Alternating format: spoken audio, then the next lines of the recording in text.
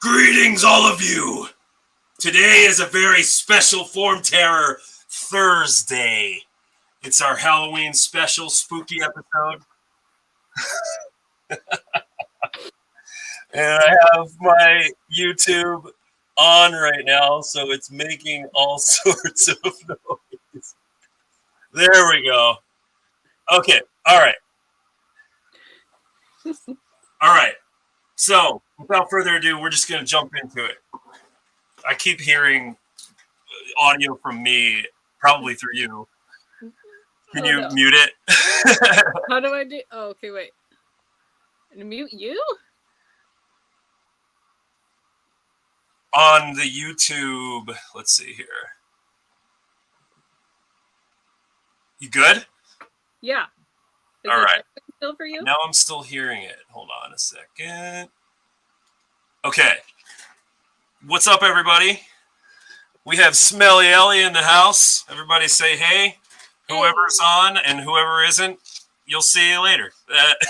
We're doing live, and we are having like a cool special Halloween episode. So naturally, I am in a half-assed suicide outfit from Return of the Living Dead, and Smelly Elle is rocking the Kiss makeup and the fucking awesome hair. And you were telling me about these masks behind you, but can you talk about them a little bit more? Yeah, my partner and I, we collect vintage masks, and so back here, like some of our favorites are a company called Fun World. Hell yeah! The coolest, like they're all like really crazy colors and like just kind of more fucked up looking. Like I feel like the 70s like style is just like, I don't know what the fuck that is, but it's cool. Like we got this one recently, this like two-headed like witch, but we have them like probably a couple hundred like vintage masks, and so we kind of display them around the house. This is like the one like full wall, but we usually have like shelves around the ceiling. Yeah. But I thought it was good. A good backdrop for the Halloween. Nice. I was trying to blow you up so that it was just you, but I wasn't able to figure out why it wasn't letting me. It's okay, because I like your background too. You gotta. Oh. Yeah. So I got Miss Skelly over here and Mr. fucking Necro Face over here. So. Hell yeah. Yeah, and I had to put like vice grips on the little button. I don't know why they wouldn't make it so it's just a switch, but those red eyes don't stay down. Yeah, you have to hold it down. It's like, what is that? I don't get it. Who's gonna do that? Yeah, but anyway, so how are you? I'm great. Thanks for coming on. Yeah. Hell yeah. Thanks for asking me. Absolutely. Yeah, your work here is fucking killer, and you do so many different things. You've got so many different mediums that you've tackled, and I'm excited to talk to you about all of it. So I guess first of all, we'll just ask, how's your week been? Pretty good. You know, I feel like October is always a hectic time. It's my favorite time, but we try to fit a lot into the month. Mm-hmm. But it's been good. Getting down the list of things we were doing, so now I just be like, okay, now I can just enjoy Halloween. Right. Yeah, I mean, this weekend, the weekend before that have been busy times too, especially during, with all the events that go on during these different weekends, leading up even to Halloween. It's just, for artists, it's always like, there's just it's kind of overwhelming. But when you're enthusiastic about like the season and the spooky shit, it's worth it because it's fun, and you know what I mean. It's like, yeah, totally, yeah. Yeah. Do you ever do any markets with your stuff? Yeah, we only did one this year. We usually try and do a couple, but it's always good around here. There's always we did like a dark market at nice. A venue here in Portland, and so I feel like there's a good amount of people that do, that like Halloween-y stuff. Yeah. So there's always, but it's hard to find one that we like really fit into with like Skull Curse. We usually do like the Skull Curse stuff, sure. Years what I focus on more versus like Prince and stuff. But yeah, a And lot. when you say we, you're talking, of course, about Skull Curse Productions. Yeah, so my Hell yeah. boyfriend Rob and I do Skull Curse together, and so Nice. him and I, busting ass, for the last couple months trying to get stuff ready. We usually try and have like one like new thing every Yeah. year, and then we just try and make a bunch of masks and a bunch of props and stuff like that. Very sick. That's Yeah. really cool. I love that. I love it when couples get together and make something that they're passionate about. That's it's really cool. Yeah, we're a good team. Like Rob, my partner, he's really knowledgeable with like he does a lot of the like he makes all of the mold for us. Yeah. And like so he'll prep everything so when we make a mask, he'll cast it with the latex and he knows all the good techniques with the dwelling and then he'll clean it up. Like he knows how to fill in the the bubbles and clean it all up so it's just like ready for me to paint. And so he takes a lot of the work out of it for me and he's good at it. So. Nice. Yeah, for those of you that are watching, Smelly Elle here is like a jack of all trades. She does sculpture, she paints the sculptures, she does acrylic, she does oil, she does yeah, I should have a list. It's okay. Airbrush, you do shadow boxes, you do die cuts, you do masks with Skull Curse. It's insane how much you're involved in and what you do. And like I see you've got things in music videos. I just saw the Lord Dying snippet that you posted with that crazy spider looking monster. Super sick looking.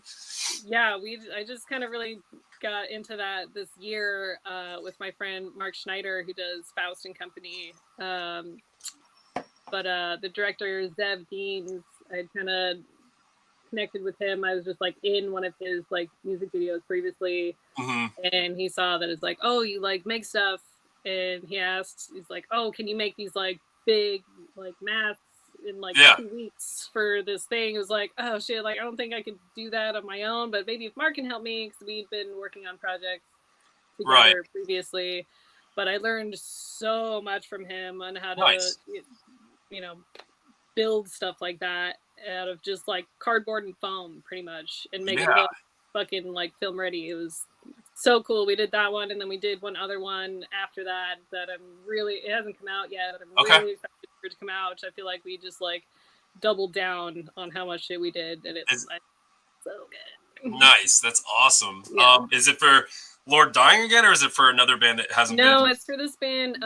Ater is like a black metal band that's from LA/Chile, and so I did it with Mark and our other friend Monstark, who's also somebody that like I've done projects with before. They're both like amazing makers, and so it was stressful, but it was really cool.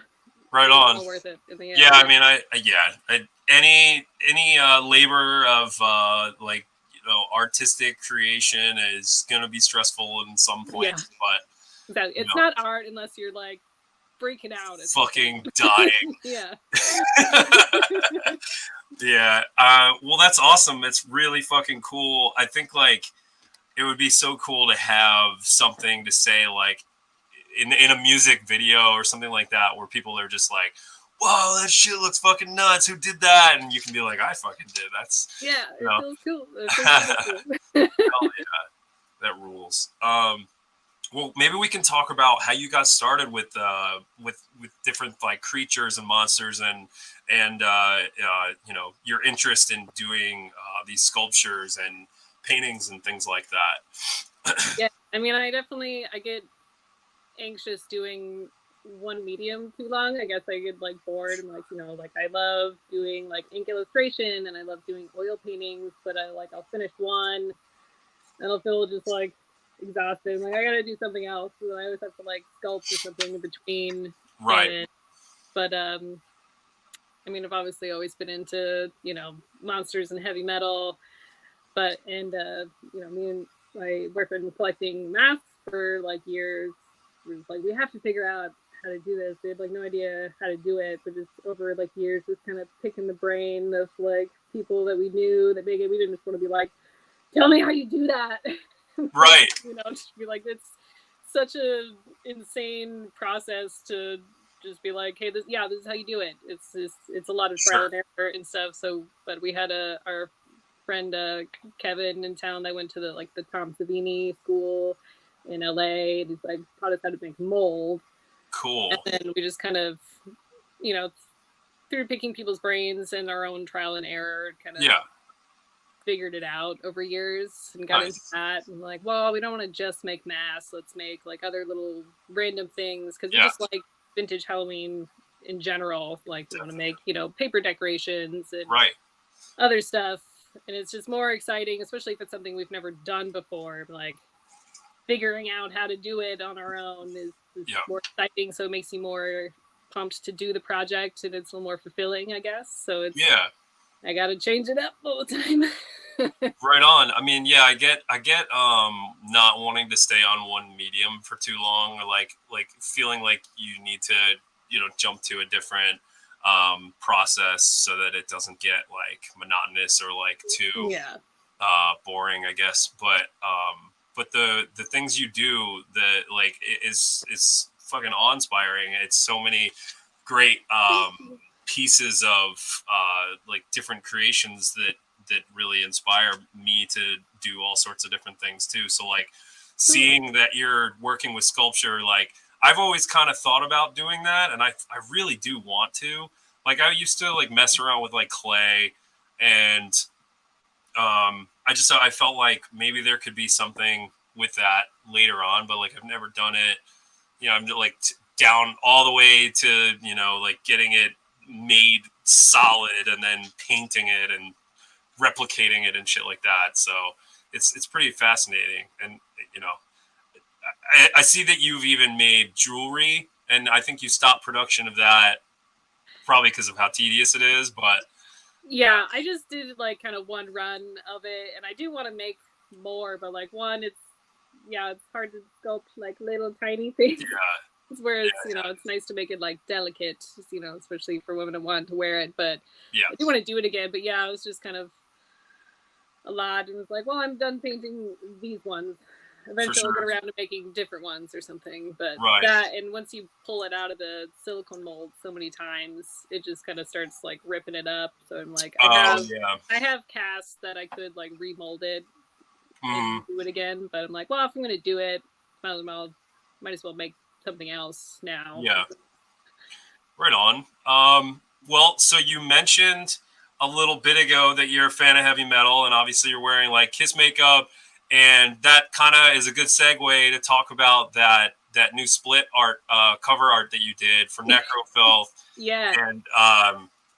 and Steel Bearing Hand, which I love. Carbonized Records. I love Chad. I love his like basically any music he puts in his label, I know is going to be like fucking sick, because he just has great taste. I love his music. His drumming is like probably some of my favorite drumming out there right now.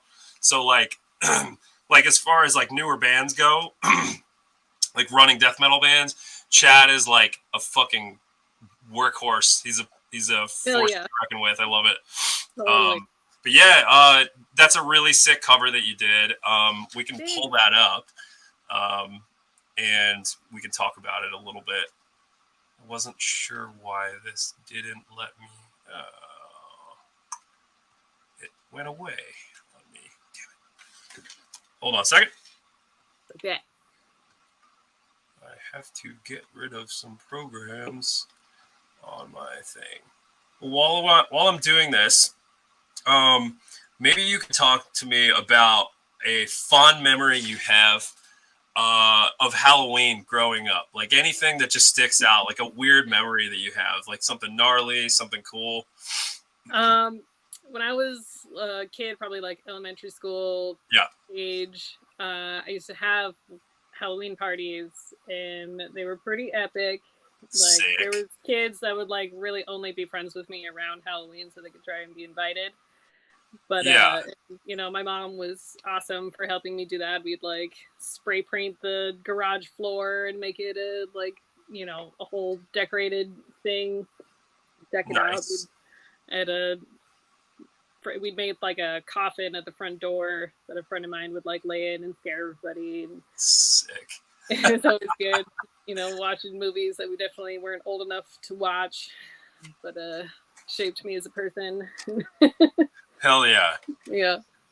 So I'm trying to do that now for my kids. They're having their first Halloween party this weekend, and I'm trying to Oh shit. not traumatize kids, but make it like you have the cool Halloween party. Nice. We deck it out here. Yeah. How old are your Inside. kids? I have twin girls that are 9. Oh shit. Yeah. What are their costumes gonna be this year? They like randomly just want to be dragons every year, which is fine, but like you should do something different. But one of them's gonna be a devil and one of them's gonna be an angel. That was their choice. Right on. But I kind of That's like cool. the polarization. I think is funny. Yeah. Right on. Well, that's cool. I mean, there's all sorts of different ways you can go about looking like a demon or like an angel. So interested to see how that turns out. Yeah, and I was always, I'm surprised that they don't really ask me to help more with their costume. They're kind of just like, give me some basic stuff, buy me something. Like, okay, but I'm like, I'm too busy this time of year to really do it anyway. So fine. Like, ask me in the summer so I can make you something and then make it awesome. But yeah. So I found the piece. I'm gonna pull it up now, and we can pivot back to what we were talking about. So here it is. I can even blow it up so that it's just that. If you want to talk about it, I can even zoom in if you'd like. Yeah, Zach in Necrofilth is a friend of mine and asked me to do it. He's like, I want to do, doing a kiss split. I'm like, I'm already in. I already love it. He's like, we want it to be sexy. I'm like, already on it. Love it. But it's with that one in acrylic gouache, which I really like to use especially if it's something that I need to scan and send to somebody, just because it usually scans really well. Mm-hmm. But I absolutely hate doing cityscapes. I don't like doing it. It's tough. It's hard, but it was still, it was a good challenge. I think you did a really good job with it. It's cool because you've got a silhouette and you've got foreground buildings with lights everywhere. It's really cool how you managed to make that happen, and then you put an outline around the city itself, just to go into the sky here. But yeah, it's rad. This is acrylic. It's acrylic gouache.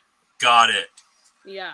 Hell yeah. I don't know why I like it so much more. It's just kind of a mix between watercolor and acrylic. You can, it just is nice, and it dries matte, and so I always. Nice. Yeah, my girlfriend uses some gouache and watercolor and probably some acrylic gouache too. Yeah. She kind of like mixes it up too, but I feel like there's a distinct look to somewhat of acrylic base when I see paintings, but I don't know. Yeah, I guess I just kind of gave it a guess, but it looks great. I like she's licking the love gun. It's rad. Yeah. Yeah, very, very cool. So that, of course, is just one medium that you dabble in. And we can switch to another image, and then we can talk about that. So let's see, what do we have here? Yeah, let's talk about this. That one's, with mostly like Copic markers. Oh, I haven't done in a while, but it's really fun to use. It's so go ahead. Just like blending with the markers is like interesting. So like blending is big for me. I need to be able to like blend well. Yeah. Like do that with the different shades of markers, especially like grayscale with the Copic markers. I really like doing. Yeah. So this wasn't done with any color. It was just black, and is this white on the bottom? Yeah, just white. Yeah. Then I had a few different shades of, black and gray to white with the Copic markers. They're all just markers. Interesting. Yeah. I've never seen a marker lay down that opaque like a white.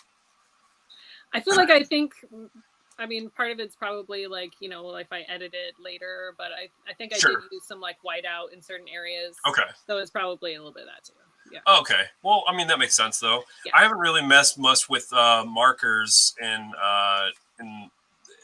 really ever, but I've always found it interesting what kind of textures people can get out of them and like the blending and whatnot. Yeah. And I've always been like half interested in trying, like half tempted, and then just like I don't know, I just kind of like jump out of I just do something different. Yeah. I'm just like I think I'll just stick to something I know a little more of. Yeah. I understand that. Yeah. Yeah, but like for this, it's really cool because I really especially like the flames that are going on in the eyes. Is that like on purpose, or am I just interpreting that as flames? Yeah, I guess in my mind it was like reflecting off of the flames, like that's in the foreground. He's like up high and away. So he's like, kind of I like it. It's rad, and I really like the treatment of these demons and the figures. That's really cool. So okay, so now that's 2 mediums we've talked about. Fucking mind blowing, man. I like do pen and ink and sometimes scratch board. So, well, I feel like especially with like pen and ink, it's something like I haven't really done it as much in a while, but like you have to really be doing that consistently and like remembering your techniques for that. Because I feel like all of a sudden I'm like, fuck, it's been a while, and I have to like do research again of like how I like to do things, and it's because it's I don't know, you got to keep up with it when that's your medium and you pick that. It's like it's because it'll show in your work. For sure. And you know that you picked that. You know. Yeah, absolutely. I think my best friend when it comes to like mistakes are the jelly rolls lately. Yeah. And I can just lay on top of them with black again. However, like my style kind of leans into being messy, so I don't know. I guess I made that easier on myself. Yeah, and especially in the like ink style, like it looks fucking cool that way. Like when you know how to do it in the messy style, like it looks fucking cool, and it does. It does look really fucking cool. Yeah. I mean, I know a lot of really incredible ink artists that do so much awesome stuff with it, and it's like, how do they do that? I don't even. But I'm starting to slowly understand, like, with the different techniques and stippling and hatching and all that. But it looks like we have our first question from fucking Ken, Uncle Ken, Ken's Death Metal Crypt. Hell yeah. Are you familiar with Ken? I'm not sure. Ken's the best. He's like an encyclopedia of everything heavy and sick. Like, any death metal, especially obscure things that you just don't know about or you want to know about, he knows about it like tenfold. He's got the biggest collection I've ever seen of physical media. Like, it's insane. His basement is like, that's why he calls it's a fucking crypt. It is a metal crypt. You should check out his YouTube channel. But he asks, well, it's a question for us both. How much does the season affect your artwork or the process of creating the art? So I'll let you answer that question first. Yeah, because like with Skull Curse, it's like, okay, Halloween's the time, it's our time. Every year I'm like, okay, we're gonna start our Halloween project in like June. We're gonna start it then so we can be all done, and that never fucking happens. I always end up being like stressed working on projects and like trying to factory line stuff, like all the way through September and October, so it gets stressful. But I feel like every artist kind of like a little bit appreciates the deadline, where like it just really makes you like hit it hard. And so I feel like I like being busy as I am around this time. But then every year I'm like, man, I really wish I hadn't done that, so I could like appreciate the season a little more and like just like have fun and stuff, which I still do. But it definitely puts me in like super crunch mode this time of year. Right on. What about you? I would say I definitely can relate. Me and my girlfriend decided to do we planned on this for like the whole year up until the point where we were doing a dark market together. And it was called Darksome, and it was at a cemetery, and it was outside. And it's rad. It is a really fucking cool event. Shout out to Lindsay Keating, who runs Dark Art, the Dark Market Darksome. But we like tirelessly planned and like we were like getting all these things together and getting our prints collected and our stickers and all the merchandise and figuring out our display the way it would look like the absolute best. Yeah. And like it was like this whole thing, and it was awesome because it was a project that her and I could work on together, which was fucking sweet. Yeah. But then on top of that, like we, you know, like it was challenging and rewarding in all these different aspects. So like the season, this specifically in October, is always a time where artists, I think, put their best foot forward to show what it is that they like about creativity and like their passion of different things, especially like when it comes to like people that like spooky shit or horror movie stuff or like heavy metal, like that. This is our time of year. It's our time. So like, yeah, we all crawl out of the woodwork and put our best foot forward. And like, you know, you see like all of these like Inktober challenges and fucking, I really admire the people that actually stick to it, to have like a whole fucking 31 little pieces of like, fuck you. I don't know how you do it. No, but I've been seeing some really awesome artwork getting pumped out this whole season, and it's really inspiring. But yeah, like to make a long story short, with the event that we did, it was very challenging the day of because the weather was not on our side. Like, oh no, at all. Like our fucking tent flipped over, our double tent.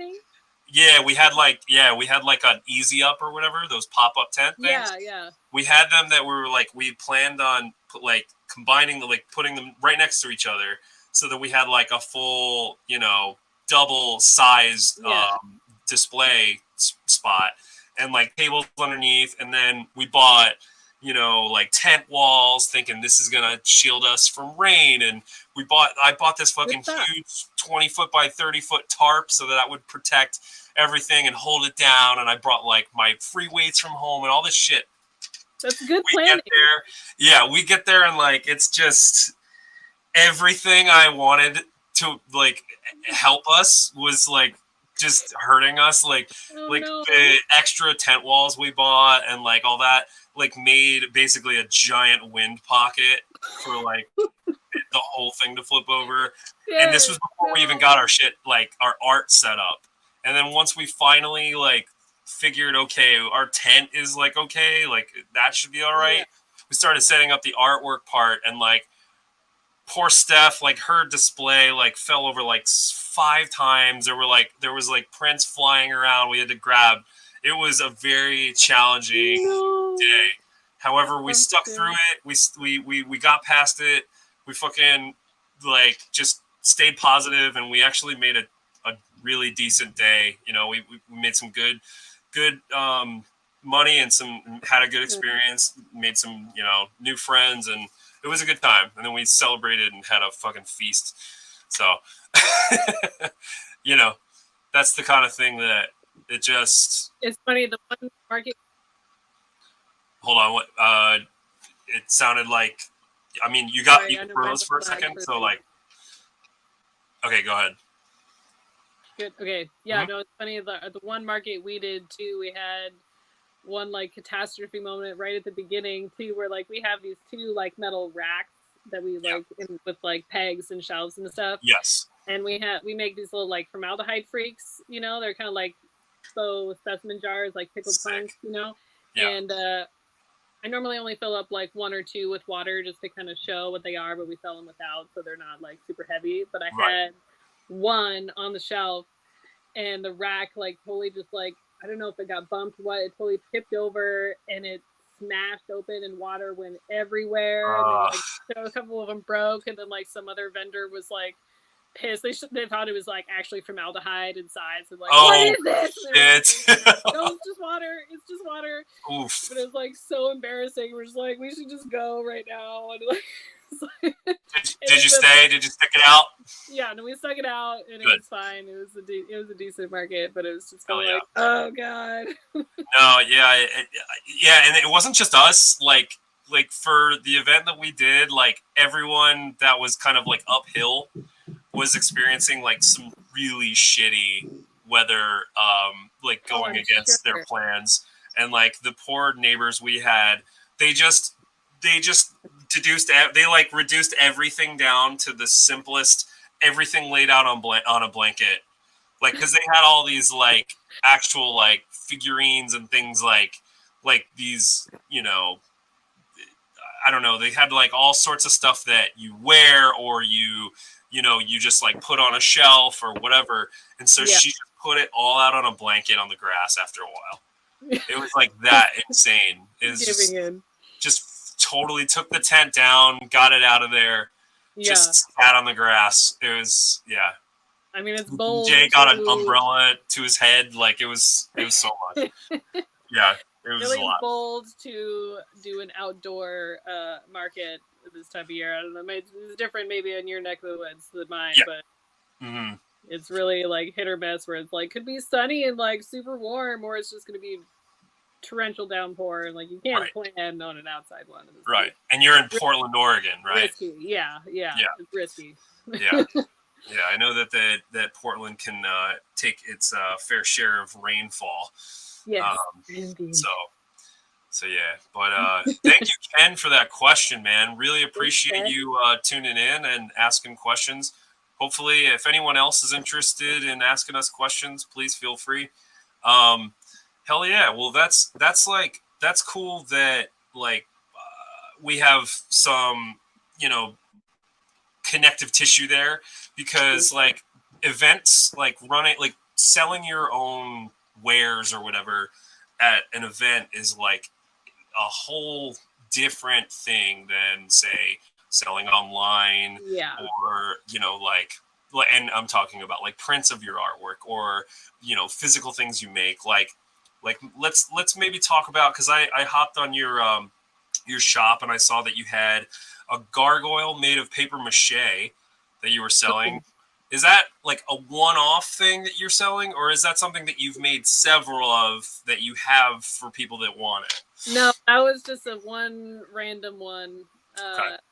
Like our Skull Curse crew, like it's me and my partner that started it, but we have like kind of a whole crew, like our friend Josie and April and Marlena and John, and like people that kind of jump in because we like to have people come and learn the process. And like, if you ever sculpted a mask, come do it. Like it's awesome. And then we'll do a percentage of if you want to make it, cool, like price for supplies. Right. If you're not available to make it, like I'll paint it for you and give you money for use of the design kind of stuff. Yep. But it kind of makes it like more of a big art day. But at that time, Josie, who's kind of our like most consistent member, one of our good friends, she had like gone to Mexico and was really inspired by a lot of the paper mache art that they had there of like devils and stuff. And she's like, I want to make paper mache stuff. I'm like, that's cool. I've never really done that before. Let's make something. Nice. Yeah, it was just kind of a one-off random one that I did. So that was after you learned how to do it from her? I mean, we just kind of, I don't know, winged it. Nice. I think I did it like once or twice when I was like a fucking kid with a balloon. I don't remember. It was like a balloon, and then you took the fucking newspaper and you dipped it in a solution and slopped it on there, and I don't know what we did with it. I can't remember what we did with it afterward.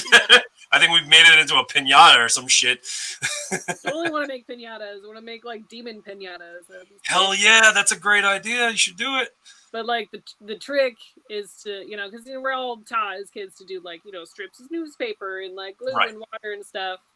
But me and Josie were like, oh, you got to like soak it in water and then you blend it and you make this like mush, and then it's a little more like clay, and it's like makes a cool texture to it too. Nice. And it's a little more fun to mold. And yeah. Cool. Yeah. Hell yeah. All right. Well, we can jump back to some of the things that you sent me and we can talk about them. I've got a piece right here that is a very colorful piece of artwork that I would love to hear about. So this is looking like a heavy metal nod. Yeah. Oh yeah, for sure. Yeah, it's definitely onto that. And I do love working in color like so much. I just feel like it's explosive. so much mood you can create with color. And this, I think this was gouache also. Nice. But yeah, I really like this one. It was supposed to be a flyer for Metal Fest, but it didn't pan out, so I just gonna use it for my own stuff. I made like some random like posters and stuff of it. Mm-hmm. Nice. So you said the festival did happen, or it didn't? Because you kind of got muffled there for a minute. Yeah, it was like some miscommunication between me and the person that was running the fest, and so it didn't work out. Oh, bummer. But yeah, it was fine. But I'm still was happy to have the excuse to make it. Nice. Well, I mean, still, it's a rad piece. Did you get a chance to make? Did you say you made flyer prints? I did make prints, yeah, and then I made a couple like big poster versions of it. Like they were in like super high quality, so I sold them for pretty cheap. But it was cool to have like big versions of it, and those were pretty good sellers. I had fun with that one. Well, I'm glad you were able to at least do that. Yeah, it is a bummer when, you know, like a plan or a commission falls through in some aspect. You know, when things just don't pan out, and then you're like, put all this energy into it or whatever. Yeah, it could have been like a commission for something that I like didn't want to draw or paint in the first place, and then it didn't pan out. I'd be like way more probably bitter about it. But it's like I was pretty happy to make that anyway, so it wasn't too big of a loss, I guess. But right on. Are you? Do you feel like your iPad is giving you any issues over there? I feel like I'm seeing some lag and hearing some muffling, but I'm not sure if that's something I can prevent on my end.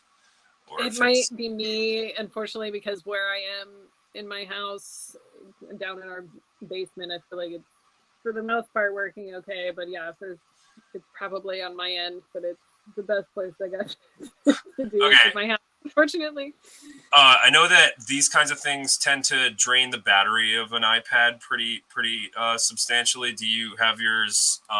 Yeah, it's plugged in. Okay. Yeah. All right. Well, yeah, no worries. I'm just curious. Not a big deal. But yeah, I'm with you there. I'm also in a basement. I think most artists sequester themselves to a dungeon of sorts. So yeah. This is my like little fucking hole. So we're more comfortable in dungeons. Yeah, just creeping around like spiders. Yeah.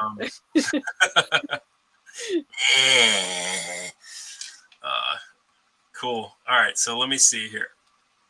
We're gonna move on to a shadow. This is not a shadow box. This is a sculpture. Okay, you want to talk about this sculpture for a second? What's going on here? This one was cool. Yeah. I had found this random wood piece that was on this mount. I feel like it was probably meant for displaying like jewelry or something. Yeah. But I found it at Goodwill. We go to Goodwill a lot and just find random shit. Nice. And it's like, for some reason this really like inspires me, and like I feel like I could make something cool on here. And yeah, and it's just like tigers are my favorite the whole time, and so I was like, I feel like I can make something cool like 3D with this. And it just like as I kept going, it kept kind of developing, and it was one of my favorite pieces that I made sculpture wise anyway. I like love this one. And I don't know if you follow Lane Mania Laney. She's a tattooer in like Arizona and also like Sweden. She bought it. Can you repeat the name? I think her Instagram handle is like Lane Mania. She's like an amazing tattooer and illustrator. She's awesome. Nice. I don't know if I follow this person. It's quite possible. I'll send it to you if you Hell yeah. The thing I like about this piece that's really smart is on the mount itself, you made it so it's coming out of these this vegetation here. And then you've got the actual like strips of grass. That's really smart to like make it a little bit more I don't know, there's more dynamics to it, I guess, if that's like making as much depth as possible. Yeah, very cool. So when I do like the shadow boxes and sculptures, like as much as I can make depth as I can, I like to do that. Nice. Yeah, let's talk about shadow boxes. I don't know if I have like the examples that you sent me on here. I don't know if they're gonna like speak to just how they look. They're really hard to photograph. They're always really hard to photograph. Yeah. But Okay, so this one was made into a shadow box. I did make that one into a shadow box. Yeah, that's just Yeah. the painting image, but I made that one into a shadow box, and I like to add lights into them when I can. It kind of helps, especially Yeah. I wish I had better photos of them, but yeah, let me see if I can pull it up while you're talking. Go ahead. Yeah, and then I think on my page, like the Judas Priest, like Defenders one was probably like my favorite that I did.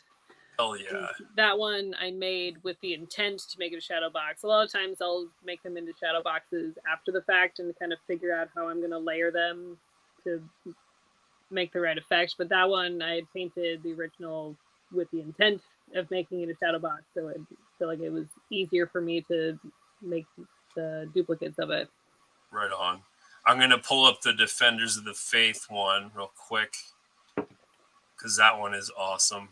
And you just did this recently.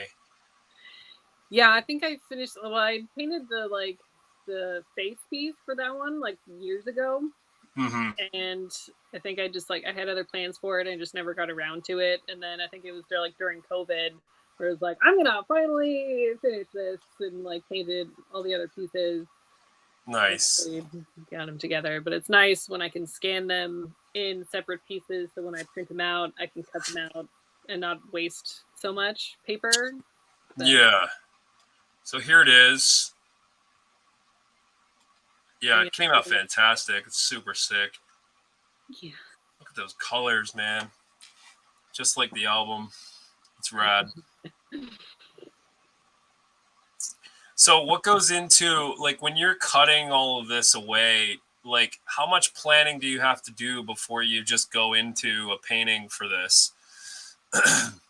Well, yeah, it's different. Like I said, with that one, having made all the pieces that I painted individually, so I knew when I was cutting them out, it wasn't. But yeah, when it's a painting that I had already made, and they're like, oh, now I'm going to figure out how to make it a shadow box. Right. It takes a lot more planning. I have to, plan 10 layers deep ahead of time to know what I'm cutting out and what I'm blacking out behind it, so that it looks good, like from all angles, like all the layers that aren't being shown, you have to black out so that So yeah, I mean it's really interesting. Did you put lighting under here while you were talking about earlier? Yeah, I cut out that spot and then I put kind of like some tissue paper with lights behind it so it would show through there. Yeah, and then you did a giveaway that was really clever. You had like a board that you did that was sick. You did like some archery. That was rad. In my early Instagram days, I started doing giveaway videos. I haven't done it as much lately because somebody's got to ruin it for everybody. Like once you do a giveaway, then they make this fake profile that's trying to get scam people, and it's really annoying. Yeah, I saw you mention that too. That's unfortunate, but yeah, I did one where I did some knife throwing, and then I did archery one. I did one where I spit a blood loogie off my roof, and I did one. Sick. I try to do a different one every time, and they're really fun to plan. It's a lot of work, so you gotta cut out and print out ton of names and stuff, but they're fun to do. I think one of them I just threw a bunch of names at a Vaseline mannequin's tits, and the Vaseline picked the name, Sick. Yeah. Let the Vaseline do the work. Got it. Yeah, that's what you gotta do. Yeah. Nice. Well, that's great. Yeah, I mean, it's always cool when you figure out a fun way to interact and have people interact and get stoked about certain things. I'm not really great at that kind of thing.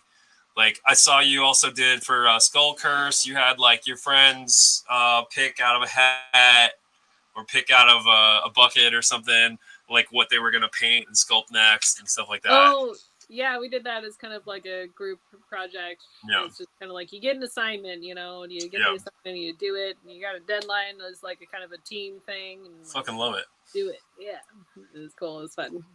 Hell yeah. Ken asked another question a little bit ago. Do you listen to or have music playing in the background while you're working on an art piece? I imagine that's for you. Yeah, absolutely. I gotta have some kind of background stuff for sure.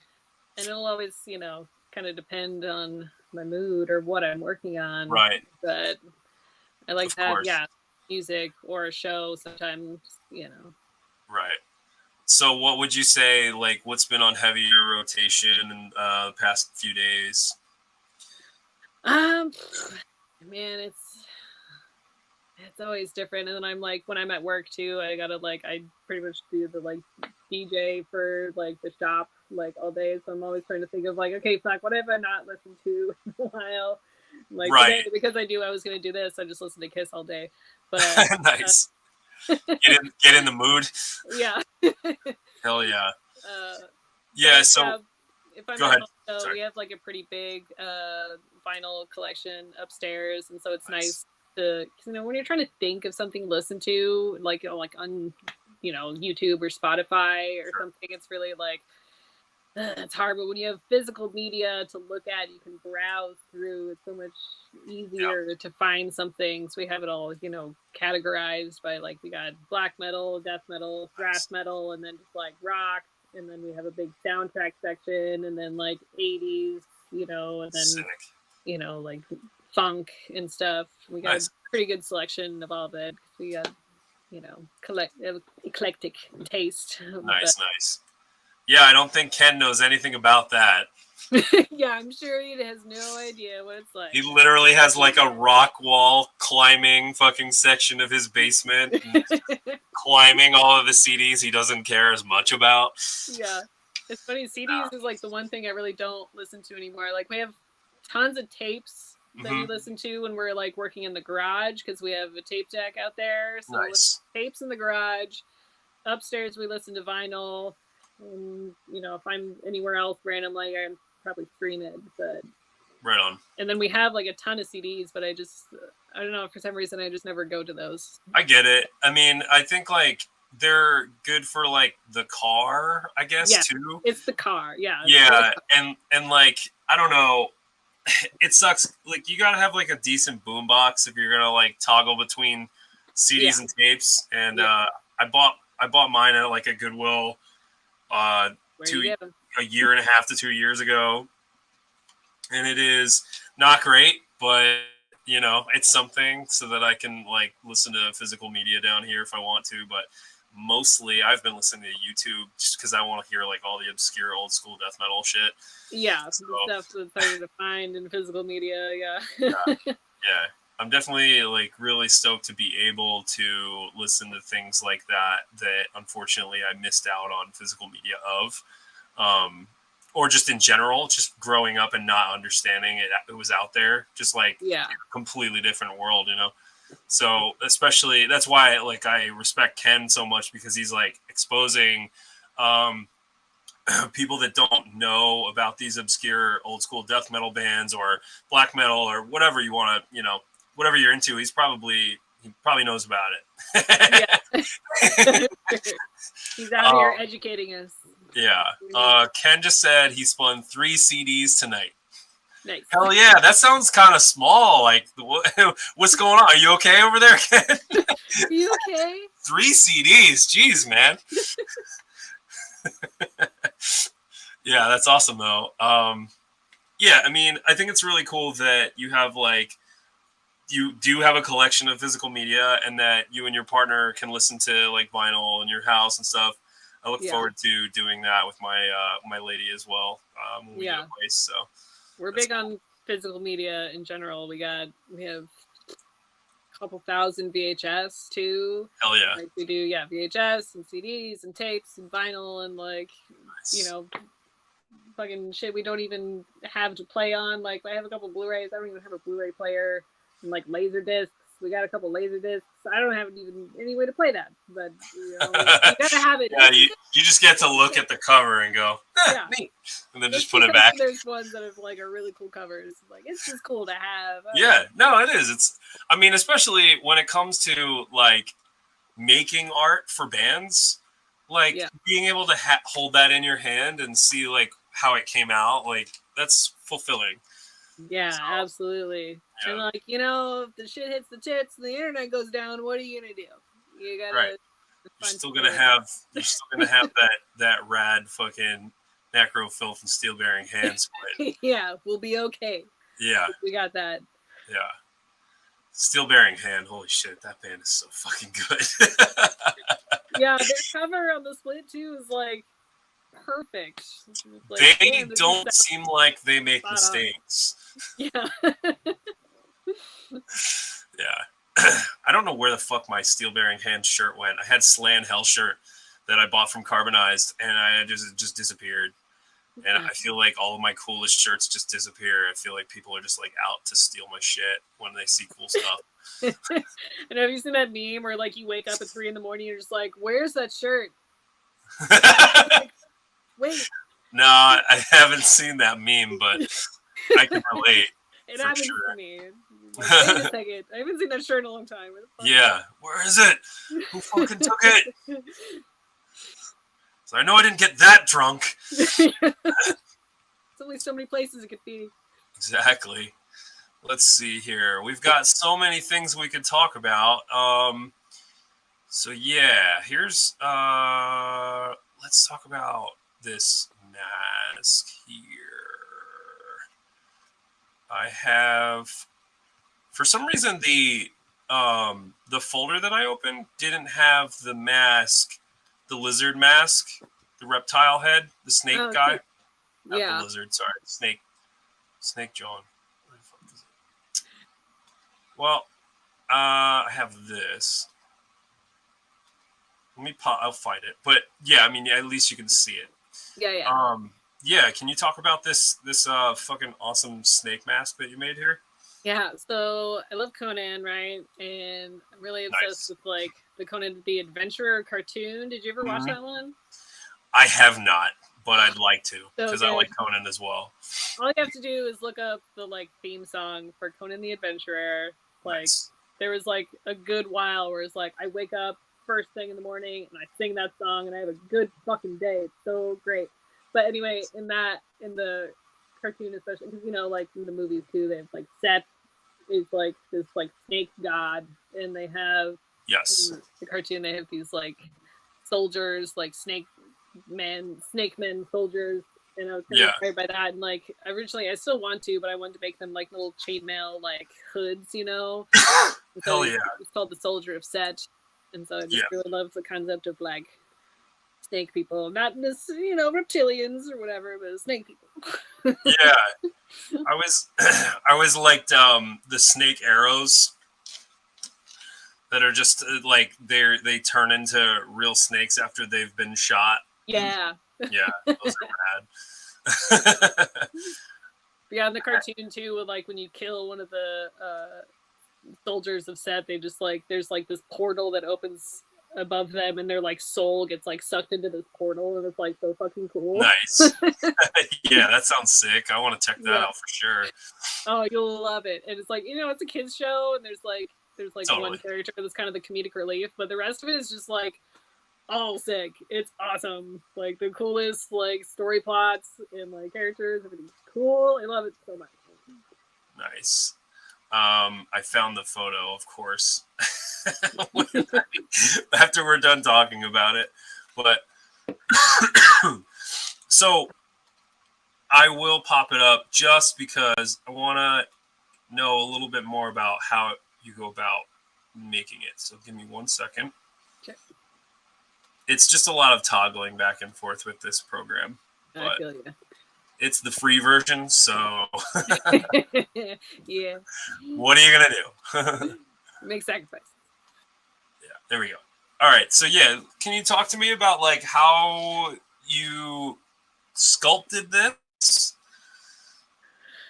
Yeah, that one took me a while for sure. I mean, just to get the shaping down that I wanted. Like a lot of Right. it kind of looks very like dinosaur-y, you know, like kind Mm, of raptorish, which I'm fine with. But and obviously like the scale patterning always, you know, is detailing that just takes forever. But I love sculpting so much because it's like I don't know, it's very meditative, I guess. You can zone mhm. out on it in a different way than when you're, you know, illustrating or painting. And a lot of, you know, there's parts where, especially when I'm trying to make something symmetrical, I can just like close my eyes and like feel and, you know, use your hands in a different way. Yeah. And it kind of, I don't know, bouncing back and forth from painting and sculpting, I think is like definitely a brain exercise. But Right. So I can see these are eye holes right here. Are they not? yeah, and so when you're sculpting a mask, there's definitely different things you have to think about in terms of like one, how it's wearable. Yeah. In the biggest one is like how to mold it because if you have too many like deep cuts or like undercuts, the mold will get caught and it'll or how the latex will pull out will get stuck and rip. You know, it's Right. there's a lot of different aspects of it that you got to think about. Whereas like you can see like in the mouth, whereas normally you want, you know, I want things to be really cavernous ideally, but if you Sure. sculpt something so that there's like blocks behind it, then you don't have to worry about the mold getting caught. Uh You know, huh. it's kind of hard to explain, but you know, you can fix a lot of that in the paint job to make it look more cavernous than it is. But and you know, Got like it. because it's cool to be able to paint eyes on it, whereas like a lot of masks, you just cut the eyes out and that's where you see out of. But Hmm. on this one, it just doesn't really make sense because the eyes are a little more on the side. Yes. And it's cool to be able to paint eyes to make it really kind of complete the look. You don't have like human eyes looking out. You want, you know, snake Yeah. eyes looking out. So How? you can hide the eye holes in different places, which, you Right. know, especially with our collection and stuff, we get a lot of inspiration and you can kind of take notes from how other greats have done it. And Yeah. So, like, how often are you like taking it off and putting it on to make sure that you're like, I guess just to make sure that the eyes are gonna work, like in the placement that they are, and like, do you make sure that that's done before any of the painting and all that? Like, I, yeah, well, like when I'm sculpting it, you don't really know, but like so we sculpted on these like kind of these like mannequin heads that are a yeah. good base so I can know I'm like, okay, this is generally where eyes are, you know, but I'll Mhm. build it out far enough to where by the time I'm done, I'm like, I don't know, you know, I don't know where those eyes Yeah. but you know, I'll just you kind of have to just get a sense for like, okay, when I'm wearing it, this is probably where it's going to be, or you give yourself multiple options of where Right. you can put eye holes and you know breathing holes and stuff like that. Gotcha. But sculpting it on a face definitely helps. Whereas a lot of our like half masks, we just sculpt on just like a flat board because it makes the molding process a lot Uh huh. easier to have something solid to put on. So that's a little trickier where I'm like, okay, I'm just gonna make up where all that is because I'm just gonna build up the shape on its own. Right But on. I think I've gotten, you know, I have a lot of tools to, you know, like kind of these like forceps things where I can kind of measure from the faces. I'm like, okay, this is kind of generally spacing like, you know, the eyes are like a face shape, Yeah. you know. That must be a lot of work just to like figure out the practicalities of these things. Like, do you, when you put it on, is it like one of those, like, is it stiff or is it like, flexible? Yeah, the latex is really flexible and like kind Okay. of stretchy. Yeah. And it'll depend on the mask. Like this snake one, I made to be like a little bit more form fitting. And Sure. so, like, there's like a slit in the back, so it makes it easier to put on. And then once it's Nice. on, and there's like a big, you know, pretty good like hole like kind of in the mouth, so it's easy to breathe and stuff. And it's pretty comfortable to wear. Nice. Other ones are like I make them to be a little more roomy, so they're kind of you know looser and easier to put on in general. But Sure. the latex also shrinks a little bit. So when you're sculpting something, you have to, there's so many little things you have to keep in mind, like sculpt it a little bigger, because when you cast it in latex, the latex will shrink a little bit when it's cured. So you don't want to make it so tight that it's just you're gonna suffocate somebody, you know. Yeah. So, like, where did your interest in making masks come from? Like, I imagine you're a fan of Season of the Witch 3. Oh yeah, it's the only Halloween in my opinion. It's, you know, like I love Michael Myers and everything, but it's the only one that I really am like excited to watch. Yeah. But yeah, just nice. from I mean, like my boyfriend Rob's been collecting masks probably like even from like we've been together for over 10 years, and he started collecting probably right before we got together. Yeah. But we've been collecting together, you know, the whole time we've been dating, and so I think our love of that. We talk about it being kind of like a fourth dimensional art, where it's like, yeah, it's 3-dimensional, but also you can be it, you can wear it, you are the art. Yes. And so a lot of these like vintage masks are like such unique sculptures and like works of art that I feel like kind of get discarded by a lot of people. But you know, if you're lucky, you get those like moms from the 80s that like held on to their kids like Halloween masks. Oh, did I lose you? No, you didn't lose me. Okay. I wanted to see if I could make you full screen, but then it removes my audio. So I think the best thing I can do is I think this is the biggest I can make it, so that you can see the masks behind you a little bit. But yeah, especially the like older ones, like the 70s ones, where it's just like, what the fuck is that? Like we have one where it's like just this weird face, and then like there's a little cat that's like bursting out of its forehead. I'm like, sick. What is that?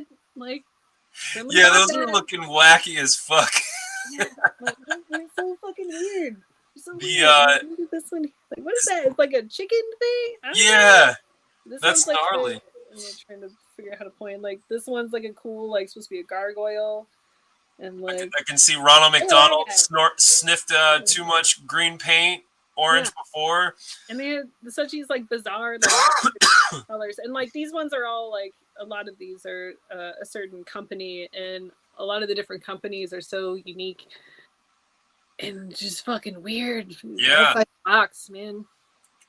Like, are these companies that are like? I feel like there's these. A lot of these are like from not the U.S. Yeah, a lot of them are definitely. A lot of them are the U.S. Like there's one company like Cesar that I think is from like I want to say France. I'm not as good at remembering all the details as Rob is. He's like just this aficionado and just like knows so much. It's cool that you can look up. They have like an archive of all the old like math like catalogs, and you can look them all up, like these high res files of like all the catalogs of all the different masters made, like, you know, going back to like the 60s and 70s. Oh, that's really cool. And it's like, yeah, they're so cool. That's awesome. But yeah, we go around to like Goodwills, and we just like, yeah, we'll find like just these gems, and then we'll like scour, like look through all the catalogs and like, oh, it's this one, and from this year, it's like this is the sculptor, and it was like awesome. But that's sick. They're definitely inspiring. That's what kind of kicked us into figuring out. If you have that link, I would like it. Oh yeah, I'll send it to you. Hell yeah, it's awesome. Nice. Let's see what else we have here. So, let's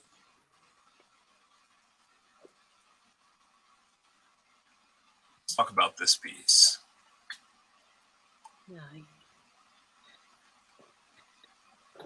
That one, it wasn't like for anything specific.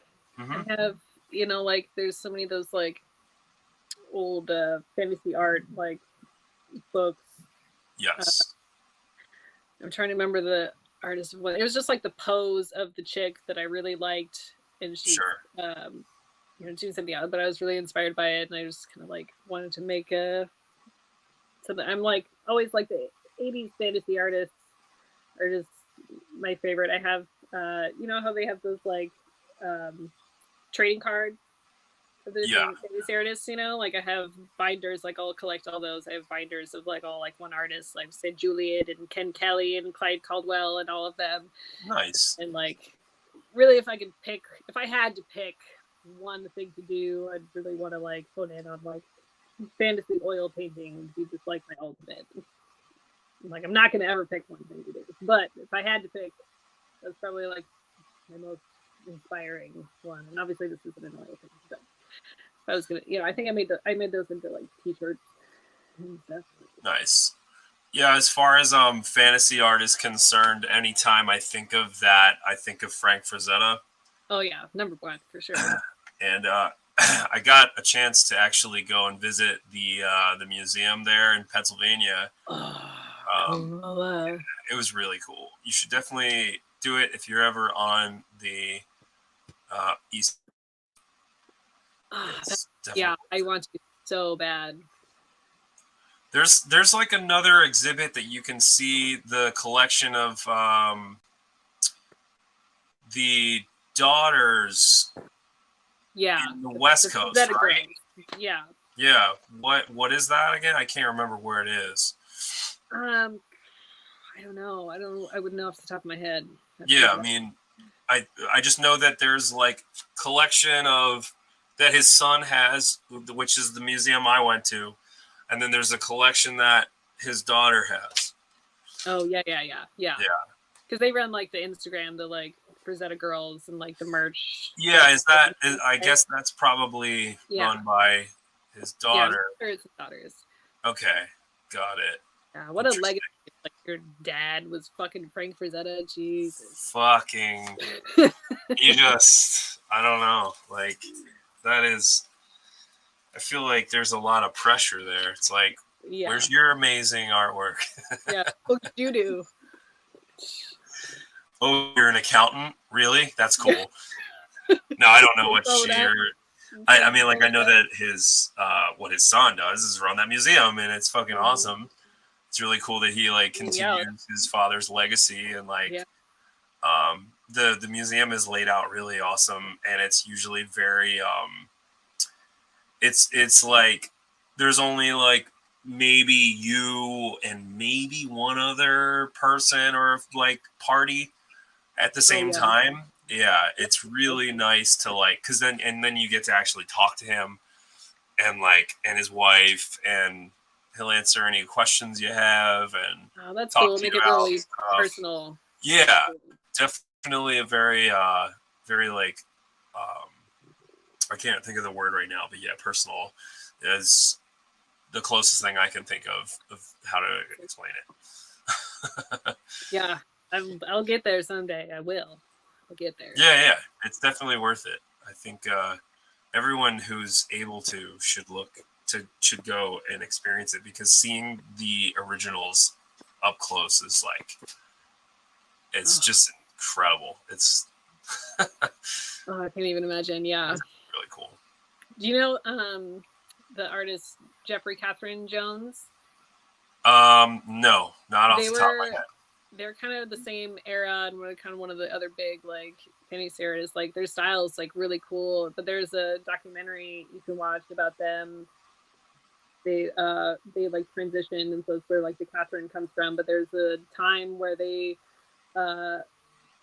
lived in like there's like this studio building where they like lived and worked, and so it was like Frazetta and Ken Kelly, I think was one of them, and like Jeffrey Catherine Jones. They all just like were like next door neighbors, like studios, and they like hung out all the time. There's this room, like, God, what a time to be alive! Like you're just part of the crew with Frank Frazetta. Okay, yeah, that's sick.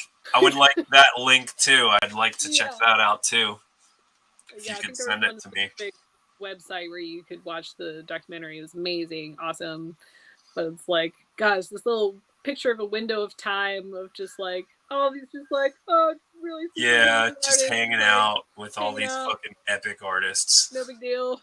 Nice. Hell yeah. Let me see if I have anything else in here that. So what's this piece for? Oh, Red Fang. Yeah. Oh yeah, that one. They did a music video, or like they made an actual like video game Yeah. My friend Ansel directed that, and he like made like a whole video game you can play. It was awesome. So he wanted me to make it's kind of like a backsplash. Yeah. For like a a video game for like from the 80s, kind of like Doom or something like that was kind of the inspiration. Okay, yeah. So, like Skinner did like a bunch of masks for the actual, like they did footage of like people in like masks and stuff, and then kind of made it not like 8-bit, but put it into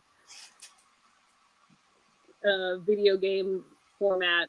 Yeah, I really know that Skinner's definitely had a hand in some Red Fang stuff, and I know that Red Fang is like pretty they go out and they do a lot of different stuff with different artists, and get really creative with music videos and things like that. That's cool though. Yeah, we did one other video for them. We helped with it, but it was kind of the vibe was supposed to be like a fucked up, like kind of Chuck E. Cheese animatronic like band. Yeah, that one. And we made a couple like the masks, like the main like animatronic like character wasn't us. That was like an actual animatronic. That was like, I think it was Luna's puppets. That was like, it's not too far from us, but they did that one. That was like a really cool animatronic moving one. And then the other masks we made that just kind of looked like they were animatronics, but they were just masks. But that one was really fun to do. I saw a post about it. It's getting there. Oh yeah, right there. Yeah, those 3 characters. And so like I sculpted the bat, and Ansel, the director, actually sculpted a lot of the boar. I think it just kind of like fine-tuned stuff. And then Josie made the fish. And then we just kind of made the headpieces, and then he had another person that made like the full body. So this, sorry, no, I didn't mean to cut you off. This reminds me of Alf. Yeah, yeah. This reminds me of the Count. Yeah. And I'm not sure exactly what this one does, but they're all equally as interesting to look at. Yeah, totally. Fantastic. And then it was me and my kids got to be in that video too, and it was fun. Nice. Fun set day. Have you seen Willy's Wonderland? Oh, I know what you're talking about, but I haven't seen that one. But I totally around this time too. I was like, I should watch that. That's appropriate, but I haven't watched it. Yeah, Nicolas Cage. He's like not a mute, like not completely, but like doesn't talk throughout pretty much the whole movie. Oh, really? Just chugs fucking cans of cola and proceeds to like, I guess, solve the problem. Let's put it that way. I don't want to ruin anything, but it's animatronic, like Chuck E. Cheese-esque, Five Nights at Freddy's, like horror movie around this time, very specifically referencing these things. Yeah, you should watch it. It's fucking awesome. What's your take on Nicolas Cage? I fucking love him. I love all of his fucking his whole vibe on any screen is just fantastic. It's so like he makes. There's so many movies that are great movies that he's in, but him personally, he makes me cringe so hard, and I can't handle it. I can't do it. But I'm a major But I can obviously like watch a lot of movies that he's in, so I'm like, that's a great movie. Like, it's a great movie, but I fucking can't stand it. I get it because it's not for everybody. It's like Jim Carrey for some people, like, is it too much? Yeah, and I get that, but that's what I like. I like actors that are like over the top memorable. Yeah, I get it. So like phoning it in and like totally just going berserk and like being your own cartoon character is interesting to me. Like, did you watch the one he was in? It was like was it Vampire's Kiss or something? Was that the one? Oh yeah. Like A B C D E F. He just does the whole alphabet like psychopath. I'm a vampire. Yeah, I actually just listened to the "How Did This Get Made" of Vampire's Kiss. Have you ever listened to really? that podcast? Yeah, I think I have, but it's been a while. Yeah, it's voice actors and actors from like comedy, like all sorts of different comedic stuff. I think the most notable thing at this point is Big Mouth. They've all been in Big Mouth. Oh yeah, yeah. I love But that show. like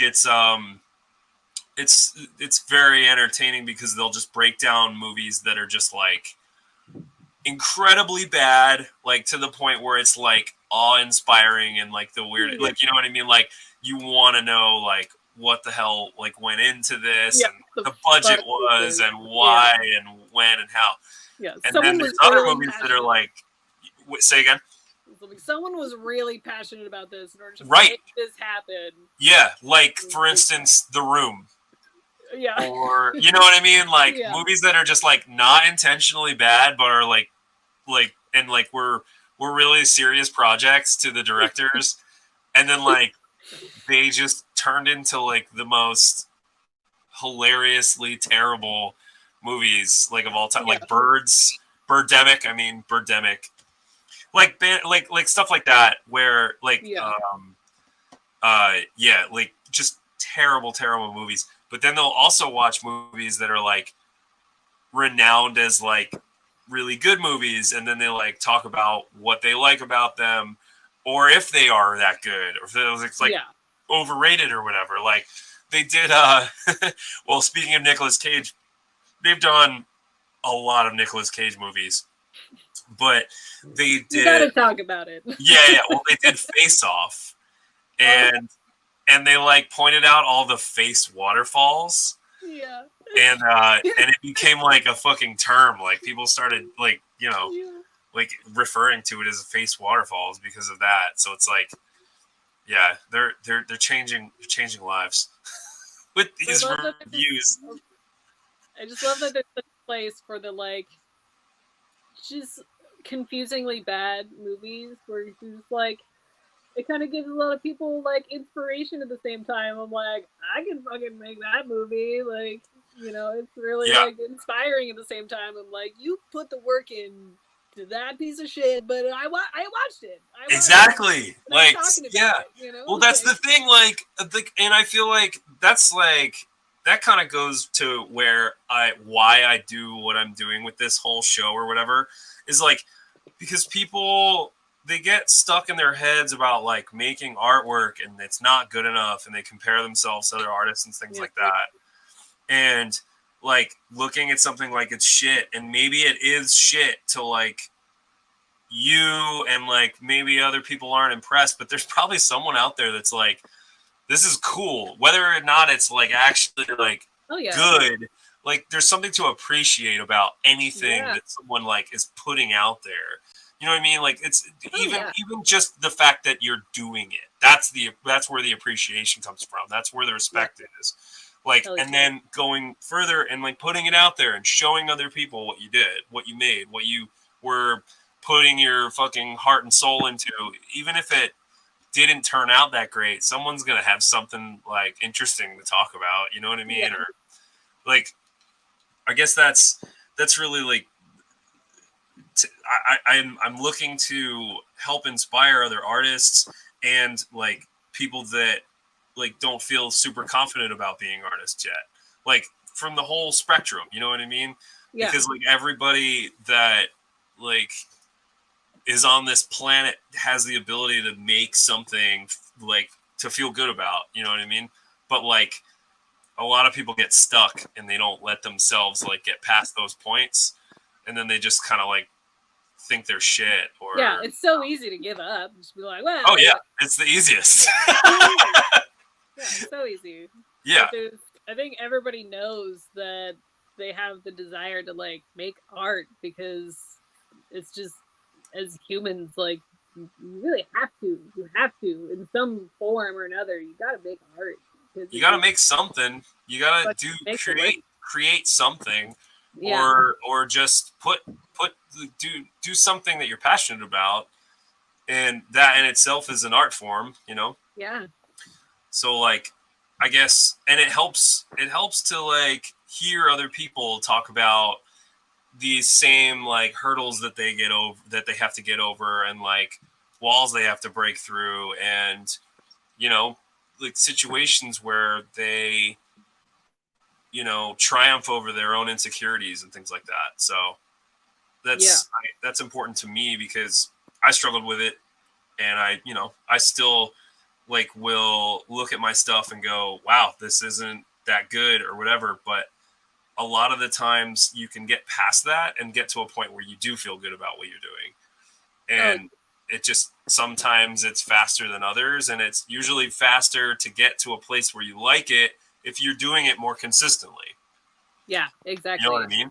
Yeah. So I guess when you were talking earlier about the people that do like the Inktober stuff, yeah, like remember back in like, it was probably like 2015 or something like that, like 10 years ago. I like did that for the first time. I only did it one time. The only time I had like the time to do it. Yeah. I did it one time.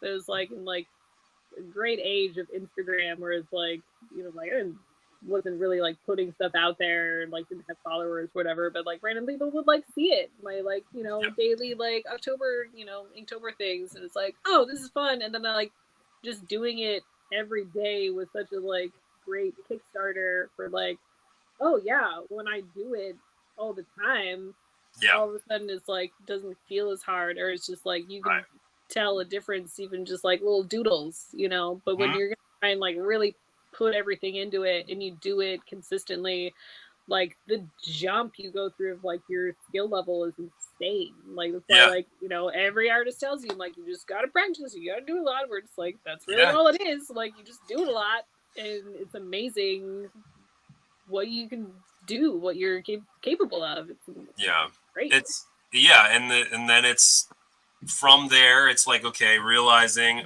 all right, putting the effort in. You need to be consistent and do it that way. And then there's having the time, right? Yeah. So that's like a huge hurdle, especially nowadays where everyone's got fucking 2 side grinds to get by after their own other job, you know. It's challenging to say the least, but I feel like we as humans like find a way to do things that make us happy. We figure out ways to like pursue passions, you know? Yeah. And like that's why it's always so interesting to talk to different artists and like where they are with their art, as far as like the time they can spend on it or the time that they put toward it, because it's their full-time career or it's their side thing that they do for, you know, relaxing or not relaxing, just challenging themselves or whatever.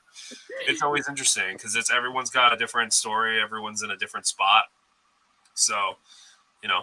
And like we said earlier, it's like, is it really art if you don't fucking hate it at some point? Like you gotta push through that moment of like, this sucks.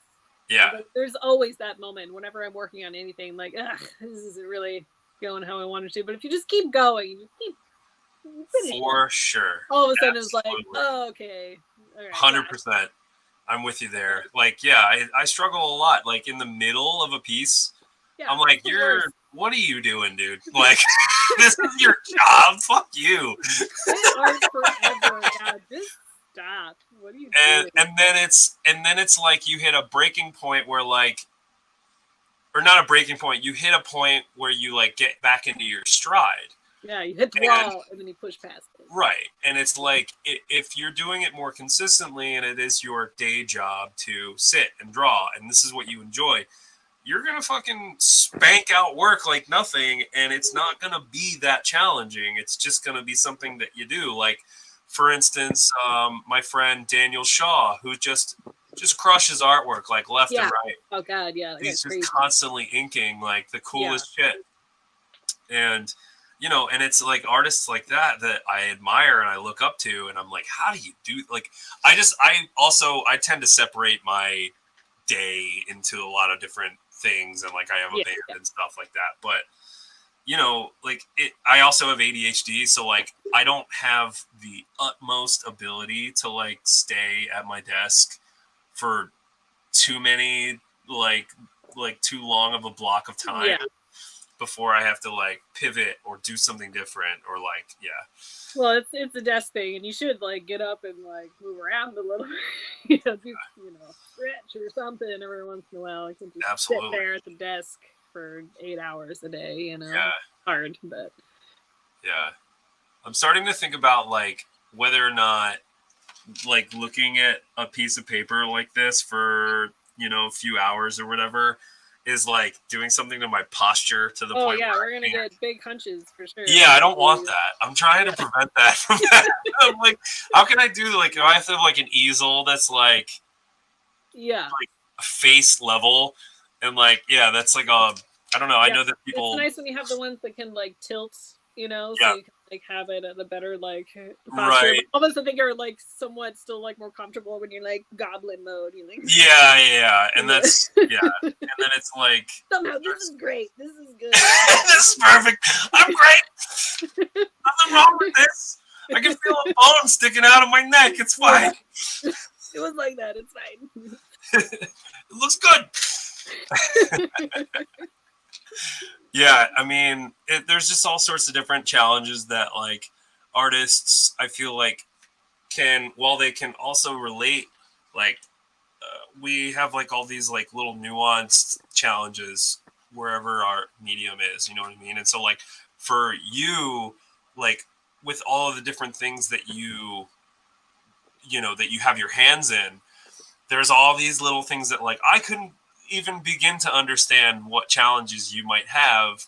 And that's why I'm asking questions, because like I'm fascinated by, the sculptures that you do and in painting those sculptures and like, like what materials you're using for those things and like, like what it takes to like replicate them so that they all look the same and things like that. Yeah, so, I think maybe I'm like addicted to the stress of like like see how it goes, because realistically, for artists, especially when you got to make a living doing it like on a line, basically, you got to get followers, you got to get people to be engaged with you. Whereas like I should probably pick one thing and like stick to it so people know what to expect from me. I can't. Yeah, but that's like, I mean, but it's cool that you don't, because it's almost like, well, what's she working on now? You know what I mean? Like, yeah, like you don't follow me because you just like whatever the fuck I'm making, not because because like, everything you make is sick. I like this, just like exactly. it. Yeah, not sure what to expect. Yeah, I need the challenge, I guess, where like if I'm too good at one thing, then I'm just like, maybe I'll get bored. I'm like, I know exactly what to do and it'll be so easy, but no, I need to make it really hard. Apparently. Like I tend to, I think, put myself somewhere in the middle where I'm like, I don't want it to be too hard. Yeah, right. Then it's just like, ugh, God. I mean, like you can't give up. I think it's really what it is like, you need to be realistic with your time constraints when it comes to like doing commission work. Yeah. Like balancing all the other things that you have to do in your life, where it's like, you don't want to like spend 20 to 40 hours on one commission, and then have all of these other commissions, be waiting in the background for you to finish that one or whatever. And I'll jump around. So like, I'll try to make sure that I go through things in like an even cycle where I like chip away at something. I update my commissioner, the person that's commissioning me, and then jump to another thing, update them with that, and kind of like chip away at things. That's good, though. A little bit of a cycle. I feel like you're getting so done. I love it. That's good. Yeah, but it's like different for everybody, I'm sure. So yeah. But I'll get myself kind of pick where like somebody wants to commission something from me, and if it's like an album cover or something, like I have no idea what style you want me to do this in, because you've probably seen me a lot of like, can you give me a reference of yes, like, you want me to paint it, you want me to like, I'm excited that Max from Caustic Wound asked me to do a cover for them that's kind of a mixed media one. It's kind of like Until Nazarine's like latex cult, you know, where that one where it's like it's kind of a like a face, but it'd be kind of like a multimedia one where it'd be like a photo of a piece that I make. But I haven't done like an album cover. This isn't all like superficially. We're just still talking about it, but I'm excited about the concept. Well, like, I was trying to find it while you were talking about it. Like I'll get to sculpt something to be an album cover. And I haven't really done anything like that before, and I'm really excited to do. Where I'm like, cool. I'm glad that different aspects of what I'm doing can become a commission. You know, where I forgot my train of thought, but yeah. It's all good. I was gonna pull up a few more things on Instagram if you want. We can talk about that because, like, I'm seeing all sorts of different stuff here. I see that you did some shadow boxes of, like, I guess a while back, of, I guess, pieces that were already there. Like, I don't think you painted this. Oh, like of just like album covers, right? Yeah, like this creep show piece. Yeah, I just made those like for fun. That was a like birthday present for my friend. Where I'm like, it's not like my art, but it's still fun to make a project. You know, and it's not it's rad stress, I guess, to make. Where I'm like, this is already a thing, and we have like nice printers. We have like a big laser printer that we got for free. Rob used to work at a print shop. They just like gave him this like fucking couple $1,000 like printer that was just like a couple years too old or something. So it's like I can make some crazy prints and just like make some shit. So yeah, that one was for Rob's birthday. Nice side eclipse. They put like a few different layers of like lights in it. That turned out pretty cool. Very cool. But like I can only make so many at a time because it's like using the like razor like on the cutting board, and like it kills my hands. Like, oh yeah. So I'm like, I'll get really passionate about making some, and I'm like, okay, I have to stop because I'm gonna like get carpal tunnel or something. Cramping up, yeah. Yeah. I hear you. There you go, on brand. Yeah, there you go. Very sick. But yeah, especially with the shadow boxes, like I learned a new little like technique every one that I make. Like I used to, like figured out, I'm like, oh, when I'm making the different layers, like you have to like block out certain things like on the layers behind it so that like you can see on that one like the chicks' faces, like you can see like the doubles of their faces. I was gonna say, yeah. So later I'm like, oh, if I block out those layers, because you have to have all those layers all the way up to the front, otherwise it's like too much negative space, like in the gaps, Understand, so, yeah. like, you have to cut out every single layer all the way up to the front and like just slowly leave out certain ones to make it three-dimensional. Like, oh, I gotta block out those, and then you gotta really like black out like the edges of everything, otherwise you see the whites of the paper too much or whatever. That's wild, yeah. Oops. Yeah, that's super sick though. Speaking of Frazetta, yeah, there's the jewelry. Short-lived jewelry. It's cool though. Looks rad. They'll come back sometime. Those are like that was really successful. I loved making those. They're really fun. Very nice. Yeah, I gotta make something new. If I had an earring, I would fuck with it. I've been thinking about a dangly for a minute. Yeah, just like the one, it's a cool. Yeah. This I thought was really cool. Oh yeah, it's me. Yeah, and it says that you foam-filled latex mask that you painted and added a tongue with moldable thermoplastic.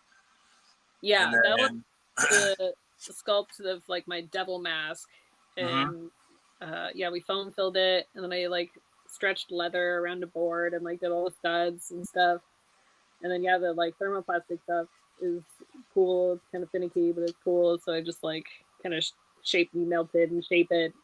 Yeah, those ones were really fun. How do you get the moldable thermoplastic? Can you just order that somewhere? Yeah, you can just get it on Amazon. They come in these like little beads, and then you just like boil water and you like dump a bunch into boil water, and then you take it out, and then it makes it like soft, and you can mold it, and then you dump it in ice water, and then it hardens it, and then it'll stay like that. Wow. Yeah, it's cool for a lot of stuff. I love that. That is rad. So that's how you did the tongue. Yeah. Very cool. And then how did you attach the tongue? E6000, baby, is the best glue in the world. Love it. E6000. Yeah. Awesome. You just get it like Michael's or like craft stores, but it's like it works on a lot of different surfaces, and it's really, and it like dries clear, and it's like heavy duty. Love it. Nice. Okay, so this is a polymer demon. Yeah, that was one I sculpted for like little hanging ghouls that we make with skull curse. Like, you know, those like, you know, Halloween decorations you get where it's just like a little face and then a little like cloak, you know? Yeah, where it's like there it is. Yeah. Hell yeah.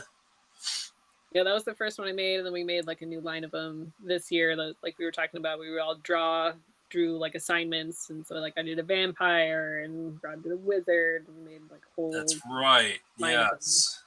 But now yeah, the vampire you did was a spider, was it not? What'd you say? Or I know that you did one with a spider. Oh yeah, you passed it. Yeah, that one was just sculpture. I really liked that one. I don't know. I had like the concept in the back of my head for a long time. Like I just wanted like a Black Widow lady that I hang like from like a web or something. Sick. I like it. Yeah, I love that one. And you did this with thermoplastic? No, that's polymer clay too, Sculpey. Polymer clay. Oh, Sculpey. Okay, yeah. I've heard of this before. Yeah, it's nice because it's you know, you just bake it and then it hardens. So okay, so you buy it, you sculpt it however you want it, and then how did you make it so it didn't fall over when you bake it? Very carefully. Yeah. Like, you know, I like use like foil and wires and stuff to inside of it, so it's like got better structure and it's not so heavy. And then because the polymer clay, when you bake it, you got to do it like 15 minutes for every like half inch or something. So if it's like solid clay, it's gonna take forever. So you know you fill up the inside space and it kind of makes the outside layer with the clay, so you don't have to make it so thick. Okay, so for when it comes to baking it in that way that you just said, how it's like 15 minutes per however big you just said, a few inches or something, like for like every like half inch thickness of clay. Oh, in the oven. Understood. So what would you say that's about a half inch? It ends up being like more in certain areas, so I end up like right. I guess for like the abdomen, say. Yeah, I'm like I definitely try to build up as much space as I can, but as I keep going, I'm like, well, I gotta add this and do this, and sure. You know, I feel like the face ends up being like thicker, but I'll just do it for a longest time. I'm like, it's probably fine. Right on. This is a really cool piece. Yeah, that's for Stainless. They're like a really sick heavy metal band here in Portland. Like friends of mine that are like fucking great. It's a female fronted heavy metal band. You should check them out. Hell yeah. They're all like rad. Amazing. I love them. Very cool. And these are, I feel like these would be like sick on the back of like jackets, like exclusive jackets, you know? Yeah.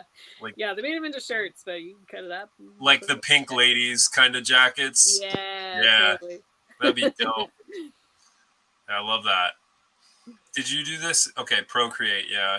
I've been messing. I did it like mostly like by hand with like airbrush and stuff, but then I like added effects to it on Procreate. Yeah, I got like an iPad like a year or two ago, so I'm still like learning a lot with Procreate, but it's a nice tool, but I prefer to do it by hand if I can. Right on. Let's talk about airbrush. Let's see. Did you airbrush some of this? Some of it, yeah. That one was kind of a multimedia one where I sculpted part, and then I did painting for the background. Mm-hmm. It was like that was like a repro one, but I had made the original. That was for like an achromatic art show down in California. Nice. 210 tattoo, I think was what it was called. But then I like molded it so I could make more, and then just made prints of the background paintings. I'm like, oh, I can make a few, but it ended up being like a bitch to like clean up the the castings. It was like a lot of dribbling. So I still have a few to make, but it's like I got exhausted after 2. But I didn't hear the last thing you said. Sorry, it got muffled again. Sorry, I was mumbling too. But I just got really like exhausted after I made 2, and like I'll just make the other ones later. That's cool though. They look great. But the airbrushing, I mostly use just for like the masks and stuff. And there's like a latex, and like airbrushes are awesome, but they are also a bitch. Like I think because I mostly use them for the mask, where like I always have to add a latex base to the ink, and so it just kind of gunks up the airbrush a lot. So I have to, it'll get clogged, and I gotta clean it constantly. And I feel like it's rare that it just works exactly like it's supposed to the whole time. Got it. Did you airbrush any of this piece? No, I hand painted all that one because I'm like, I'm just like, I just make it happen. I don't know, but yeah, there's this just is sick. And it's hard. I just don't have confidence in my airbrush for a lot of like fine detail painting. So I haven't done a lot of it for like paintings. But I want to. I'm like, I love so much airbrush painting, and I really want to figure out how to do it well. But I just like my airbrush. It'll like, I'm like, oh, it's going so well, and then it'll just like. Oh no. Yeah, and you can't scan that before. Yeah, great. Damn. Yeah, I hear you, and it sounds like that's a challenge that you're looking to, like a goal that you're looking to get past. I did use a lot of it for like the velvet paintings that I did. I started doing velvet paintings. Yeah. There's another one that I started doing, but like I'll use it like for a lot of the like the backgrounds in it. If I'll use the like fabric paint in the airbrush, that glow. That's looking like great. They'll use it for certain aspects of paintings, but I don't use it for the fine details. Mm-hmm. Yeah, I mean, that makes sense. Like, I wouldn't feel good about using airbrush for fine details either. Yeah. I don't have any experience using airbrush. I feel like I could enjoy it in some aspects, but yeah, it sounds like it would be a big learning curve for me. It's really fun though. If you get a chance, it's like awesome. Yeah, it's a learning curve, but it's so fun to play with. It's worth it. You can get like pretty cheap ones, and like they have ones now that have like little portable handheld like air compressors, because that's the other part of it, is you have to have an air compressor. You can get little portable ones now, like battery ones that are cool. So we're looking at the spider monster for this Lord Dying thing, yeah?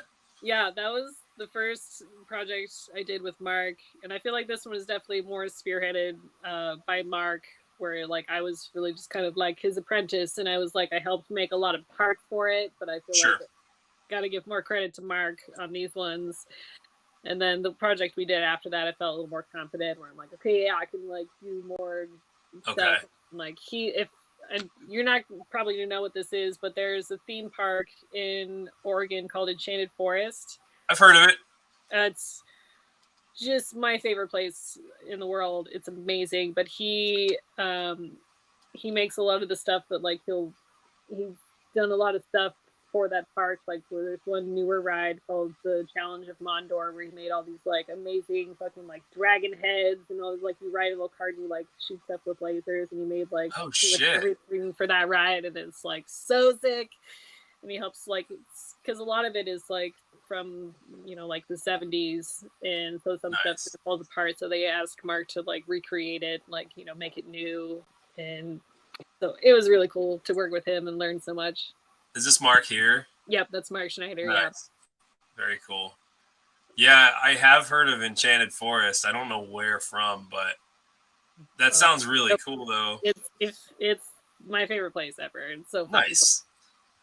It's got that like kind of kind of creepy but like fantastical like edge, because it's like, and it was all like handmade by just like this guy and this Very cool. properties, like this whole fantasy land of stuff, and it's like so immersive and cool, and like sick rides and stuff, and it's all, it feels so like authentic.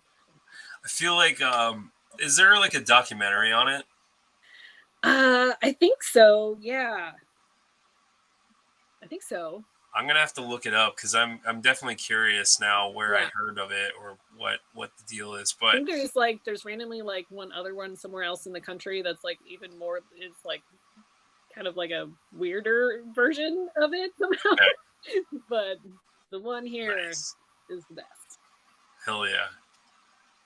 Yeah, I was driving back from visiting in New York with my girl, and we had heard about this water park slash theme park, um, and we were like basically curious about what the deal was with it because there were so many rides that were just completely like just the most dangerous. Have you ever heard of Action Park? Yeah, I saw that documentary. That was fun. Yeah, we watched the documentary. Well, she watched it and I listened while we drove back from New York, and so I learned about Action Park, and that is fucking wild. Yeah, man. that was fascinating. I loved that documentary. It was like it's insane. Yeah, The 80s, definitely. man. Yeah. Like, as far as like attractions like that go, I feel like there's always something really awesome to see, like such handmade, um, inspired like pieces of artwork, like especially like I mean, I just heard that this was happening, but Evil Dead Rise was getting like an attraction in Universal Studios, I think it was, which is interesting. Like, I would love to see Evil Dead have like the right fucking like a rad attraction that's just Evil Dead. Like the whole that would be so sick. But and I think Sam Raimi's birthday just passed, and so I've been on a kick of like watching like Evil Dead stuff, and like there's a page on Instagram that's called like Evil Dead or fan page or something like that, and it's talking about Bruce Campbell and like all of the different things that Bruce and Sam like talked about with each scene, and like I was just getting really nerdy about it because I really love Evil Dead. Yeah. And just like all the monsters that they made and like all the groundbreaking decisions they made in this movie, and like it's just super cool. I've always appreciated stuff like that, like Dead Alive too, with like all the animations and things like that. Just like all the handmade stuff is always really cool. No, I really love Sam Raimi and like pretty much all of his movies. I love. Did you ever read Bruce Campbell's like biography? I would like to. I would really like to have it on audio so I could just draw while I'm listening to it. That's the key. Yeah. Yeah. It's been a while since I read it, but he goes like so much into like their days doing like Evil Dead and stuff. Yeah. So it's really fun to read. What would be great is if he did an audiobook of it, like him actually reading if he like narrated it. Totally. That would be fucking perfect. Yeah. I would really enjoy that. But yeah, because he's such a trip. Like he's just another one of those actors where it's just like I don't know. He's up there definitely like with Jim Carrey and fucking yeah. Neurotic. I know he used to anyway live here, but never got a chance to meet him. Oh yeah. Okay. Yeah. Apparently he's like done with Evil Dead. Like no more Evil Dead stuff. Yeah. Because it's like pretty much shaped his entire life. So. Yeah, it was pretty defining moment for him. I did actually want you to talk about this thing that you did, this project. Oh yeah, the Castle Grayskull. Castle Grayskull. Yeah, that was another just kind of one-off thing. We had like a vintage one, and like we talked about like years ago. Like, oh, it'd be really cool if you like repainted this or something. Like, yeah, totally. And then just like the day came where I was like, I want to do that now. Kind of sad. there, and I love it. It came out really cool. My friend Brian Wilson, who's a tattooer, like amazing tattooer here in Portland, he's done a couple of pieces for me. We did a trade for it, and it lives with him and his daughter. Very cool. Yeah. Brian Wilson, what shop is he in? He owns Scapegoat Tattoo here in Cool. Portland. I don't think I've heard of him. I want to check it out. Oh yeah, you should. You'd love his stuff. Hell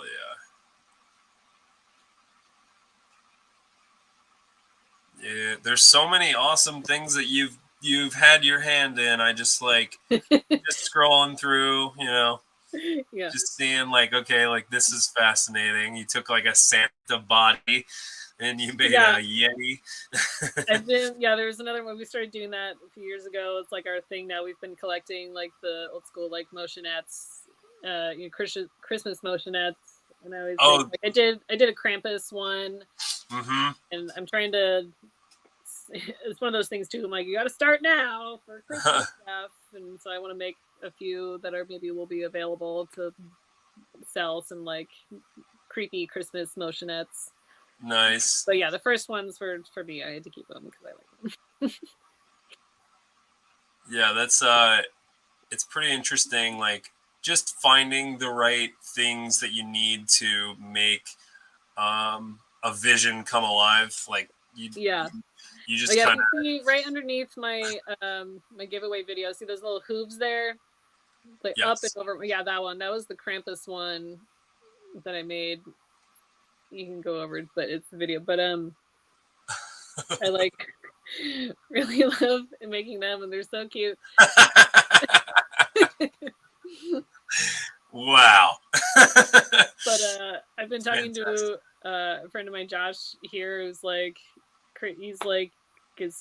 he's very gifted, like engineer type guy. I'm like, can you make me like, you know, the motionette like mechanics? Can you make me an animatronic? Oh, nice. So I can make like our own, because a lot of these ones I'm like, I'm just repurposing like vintage ones where I'm like, I can't guarantee how long that's gonna like work. So I feel exactly. Weird them. I'm like, it could totally crap out like tomorrow and not work. Right. And that would suck.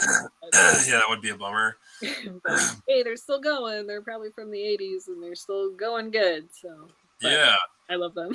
Nice. The other thing that we didn't talk about yet are these die cuts that you have with like the brads that you can move the joints.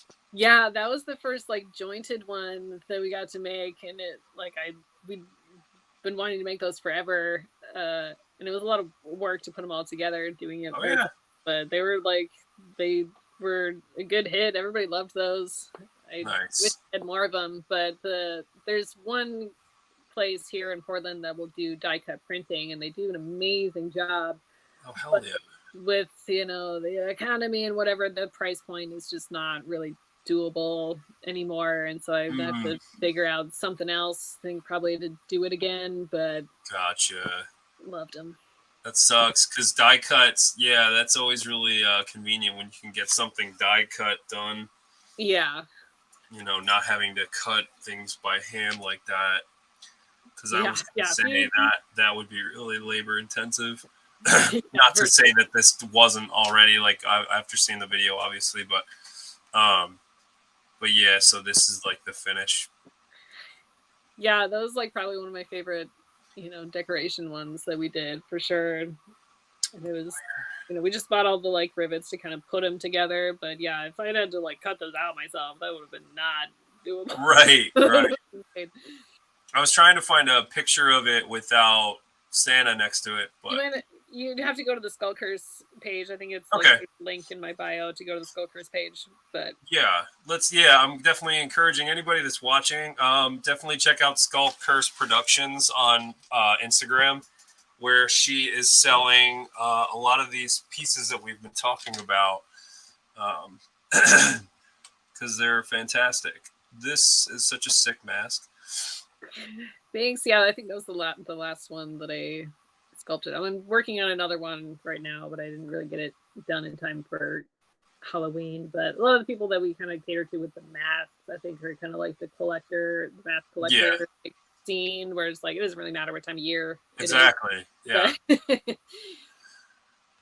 Yeah, that's always nice when you Yeah. know someone's gonna appreciate it year round. Yeah. That's cool. I like being able to see it from multiple different angles. Yeah, that one I feel like you really gotta have a full image of it. Oh, Love I it. have one. This one Oh yeah, please. here. He's got kind of dorky hair now because he's been in the. Hold on. This one's not as bloody, but Oh yeah, hell yeah. Sick. Very nice. And with all the labor that goes into this kind of stuff, what's the price point on these masks? well, it depends on the mask. Like if it's like a full head mask that I don't have to put like sew hair onto or a hood onto or Mhm. straps onto, you know, it'll depend. Like they're anywhere from like I think our cheapest one is like $69 to like $200 depending on the piece. It just Understandable, depends yeah. on the complexity and how many steps it takes to get one done. Hmm. Gotcha. So, are there any other projects in the works that you can talk about? Um, I always have stuff on the back burner. Like I haven't been taking as many commissions lately because I've just Hmm. I don't know, I guess I've been selfish. I'm like, I got stuff that I want to do. I don't see that being selfish. I think it's just a matter of like making sure you're not overloading your plate. Yeah. Yeah. I've had this vision of these like castle tower like sconce shelves that I want to make Oh, cool. where it's like, you know, it's kind of like this side tower that comes out and then the top is flat and then there's like a little like castle like window for like, you know, like a candle or something. I've had this Oh, image in my cool. head for a I while. think I know what you're talking about. Yeah. So Yeah. it's like a branch off castle thing, and then Yeah. it's an actual sconce with something in the window of it. Yeah. And then you Got can it. use the top as Yeah. like a shelf and then the Mm-hmm. middle for like a candle or whatever. And like Nice. I'm really into like decorating my house and my ideas. I'm like, well, I just want this for my house. Like somebody else will probably want it. I'll make it a mold, cast them in like plaster or something. But I've been really Yeah, you mentioned like decorating your house for a haunted house, and like, is your house like that now, or is it like? Yes, for sure. Like normally, like I'll decorate the inside because we have like an insane amount of Halloween decorations, and then Rob will do the outside. And like we got one of the, you know, like every year we got to add something to the inside and the outside. And we got one of those big like bat demons from Home Depot this year that I'm Yeah, excited to put up. But those are cool. I've been digging the crazy lawn ornament things that they're pumping out lately. yeah, Home Depot's fucking they're doing a good job. Yeah. But it's also like they're kind of really the only option of like good shit coming out, so that everybody will have them. But we Right. really want to. We've been talking about, and this will be more of like Rob's thing than mine probably. But we've been talking about doing this like walk through like haunted house through our backyard for like the trick or treaters. So you go Oh in, and then you kind of go through this maze of stuff, and like you know we're gonna have like a blacklight bog with like skulls that you step on to go through, and like you go through a little like made like mausoleum and like all this, and we've mapped it all Sick. out. And so we're like, That okay, we're sounds gonna so start cool. like now, and maybe we'll have it done by next Halloween. That sounds so cool, though. But it'll happen eventually. It'll happen eventually. Very cool. Yeah. I remember like hearing about a kid making his house a haunted attraction. Um, and then like they went on a podcast and talked about it. It was Dan Harmontown.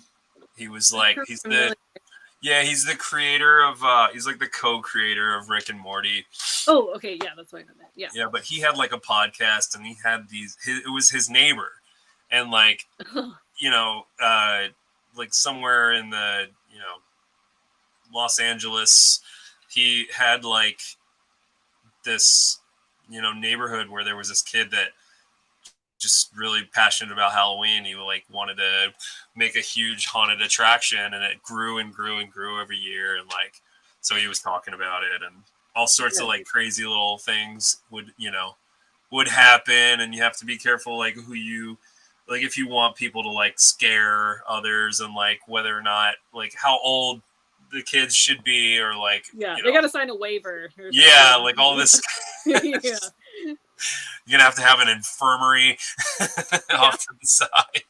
These are people that are like keeping the true spirit of Halloween alive. That really like are putting in the effort and For like sure. making that shit cool and custom, and not just like I bought this thing at Home Depot, which like exactly. Cool, but you're really just being like there's money and it's you know. just exactly. Sorry, I don't mean to stomp on your words there. Well, okay. So I wanted to ask if it would be possible to see some of that in your stuff in your house. If not, it's totally fine. And it's 11:30, so we've gone for 2 hours.